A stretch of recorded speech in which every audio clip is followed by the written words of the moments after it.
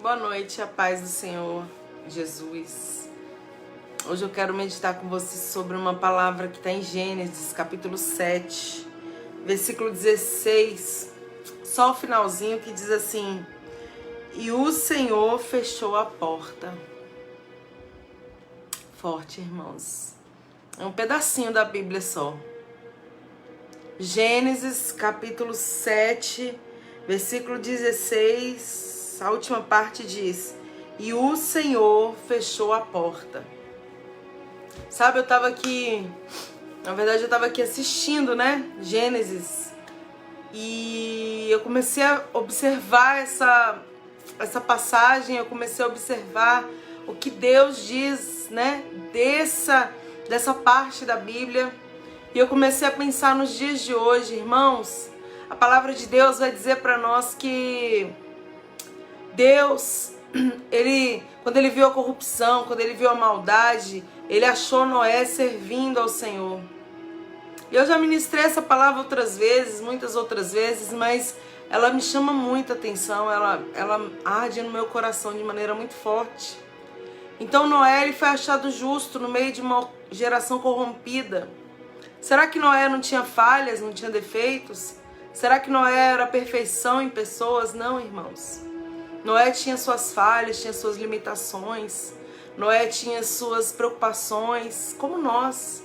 Mas ele escolheu servir a Deus, entende? Ele escolheu ser fiel.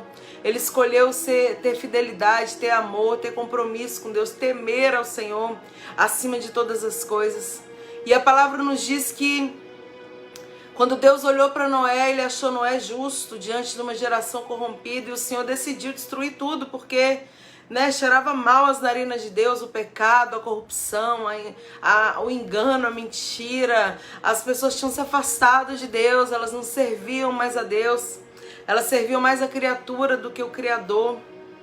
E aí veio o dilúvio que você conhece, né, essa mensagem que você está vendo agora, está passando aí na Record, né, esse momento aí de Gênesis.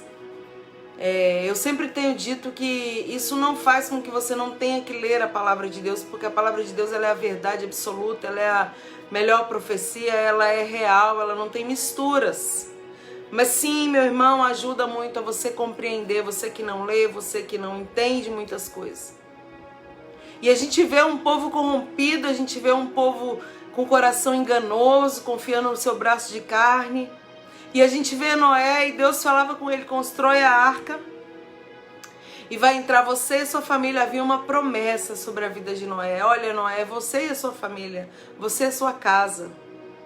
E Noé, ele obedeceu, ele fez a vontade de Deus, ele acreditou naquela palavra. Mesmo em meio a tudo ao contrário, ele acreditou naquela palavra. E ele fez, irmãos, conforme a vontade, conforme a direção do Senhor.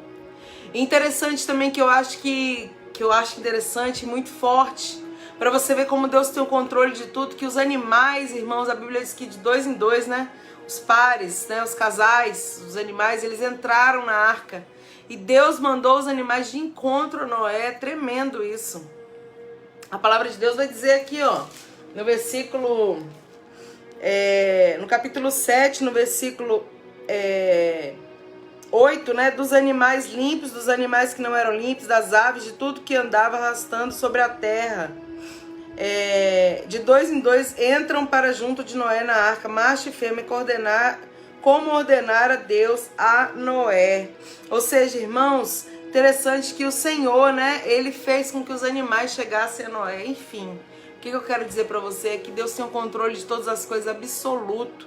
Deus tem o controle, né, daquilo que está ao redor de nós. A gente não tem que se preocupar. A nossa preocupação precisa ser temer a Deus, que é o princípio da sabedoria, o temor ao Senhor, e obedecer, porque Deus, ele prefere a obediência do que sacrifícios, né? A palavra diz que vale mais a obediência, melhor obedecer a Deus do que sacrificar, do que, né, pagar preço, fazer isso, fazer aquilo.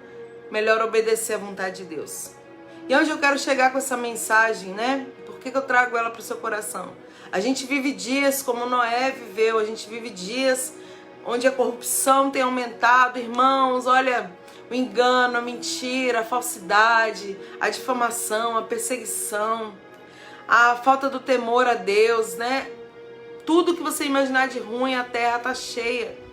E a gente tem que guardar o nosso coração, irmãos. A palavra diz que, né, que o Senhor, Ele pede o coração. Filho meu, dá-me o teu coração. E a palavra também diz em Salmo 119 que a gente precisa esconder a palavra de Deus, esconder aquilo que a gente aprende no nosso coração para a gente não pecar contra o Senhor. Então, irmãos, eu te convido hoje a temer a Deus, a se voltar para Deus. Um dia, né, como eu li aqui, capítulo 7, versículo 16, no finalzinho, um dia essa porta vai ser fechada, a porta da salvação. Aquela arca simbolizava a salvação daquelas vidas. Aquela arca simbolizava o lugar de proteção, o lugar de livramento, o lugar de segurança, o lugar de comunhão com Deus, o lugar de libertação. Era aquela arca naquele momento. E aquelas pessoas, todas as pessoas que estavam ali, que não acreditaram na pregação de Noé, porque Noé passou anos construindo a arca e ao mesmo tempo pregando para aquelas pessoas, olha, virá o dilúvio, tudo vai ser destruído. Se arrependam, se convertam, se volte para o Senhor. E eu creio que Noé, ele não se cansava de falar aquilo, e aí ele ensinou para os filhos também falavam, ou seja, irmãos, é uma geração corrompida que não deu ouvidos à voz de Deus, à voz do servo de Deus. E um dia o dilúvio chegou, talvez ele demorou para muitas pessoas, né? Ai, tá demorando, não vai acontecer. Mas se Deus falou, tinha que acontecer, e o dilúvio chegou, destruiu tudo. E imagina aquelas pessoas, né? O que me chama a atenção hoje imagina essas pessoas batendo naquela porta ali daquela arca, pedindo para entrar, pedindo para que a porta se abrisse, mas para não correr o risco de Noé ter pena. Irmãos, para não correr o risco de Noé, sabe, fraquejar, Deus fechou a porta por fora da arca. Sabe o que isso significa para nossa vida hoje? Ah, pastora, mas o dilúvio já passou, é só uma história. Hoje não, irmãos. Não é só uma história, é um testemunho para a coisa que virá, que é a salvação do Senhor, né? Que tá a porta da graça, a porta da comunhão, da libertação, da salvação tá aberta. Jesus foi na cruz para te salvar, para me salvar. Mas vai chegar um dia que Ele vai dizer, chega. A porta se fecha. E somente aquele, né, que aceitou, que recebeu, que permaneceu na presença do Senhor foi salvo, será salvo. Então, assim como nos dias de Noé, irmãos, nós estamos pregando, nós estamos falando, nós estamos nos esforçando também, porque o servo de Deus, ele tem que perseverar até o fim. Não adianta ele pregar e no meio do caminho, ou no final do caminho da caminhada ele desistir. Não, a gente tem que ir até o fim, perseverando. E falando de Jesus, e falando do amor que Jesus tem pela sua vida, e falando que Jesus vai voltar a qualquer momento, pode ser essa noite, pode ser amanhã, vai voltar para buscar a igreja, para buscar você que teme, para buscar aquele que se rende, aquele que crê, aquele que é falho, mas ele decide, ele escolhe, irmãos, ele opta em servir a Deus, em temer a Deus, em obedecer à vontade de Deus. Então eu digo para você o que eu tenho dito em quase todas as mensagens que eu ministro: buscai ao Senhor enquanto se pode achar. Irmão, se você assistiu muitas lives que eu ministro, muitas ministrações aqui da palavra na internet, você vai me ver dizendo isso: buscai o Senhor enquanto se pode achar, invocai-o enquanto está perto. Sabe por quê? Porque isso é uma mensagem urgente para a sua vida. Deus, ele está de braços abertos para te receber, para te aceitar, para te perdoar, para escrever uma nova história, uma nova trajetória para a sua vida. Mas você precisa tomar atitude, se render. Você precisa abrir seu coração, você precisa pedir perdão pelos seus pecados, sim. E começar uma nova vida em Deus, uma nova história em Deus. Então, irmãos, um dia a porta vai fechar. Assim como aquela porta daquela arca fechou, um dia a porta da salvação também vai se fechar. Um dia, irmãos, não vai mais dar tempo de você se arrepender, de você se render. Um dia não vai mais dar tempo de você pedir perdão, então faça isso hoje. Não espera até amanhã, não espera o próximo ano, que pode você não ter ele. Faça hoje, peça perdão agora. Senhor, me perdoa pelos meus erros, pelos meus pecados, pelas minhas falhas. Senhor, escreve meu nome no livro da vida, me dá uma nova trajetória, um novo rumo. Tudo vai passar, irmãos, mas a presença de Deus, ela permanece para sempre. E essa palavra ministrada também, ela permanece para sempre. Então, a mensagem que eu deixo para você hoje é sábado, final de semana. Muita gente está aí, ó, né? Nem se lembrando de Deus, irmãos. Muita gente está aí por aí, achando que essa vida é só isso mesmo e tudo bem. Não, não é.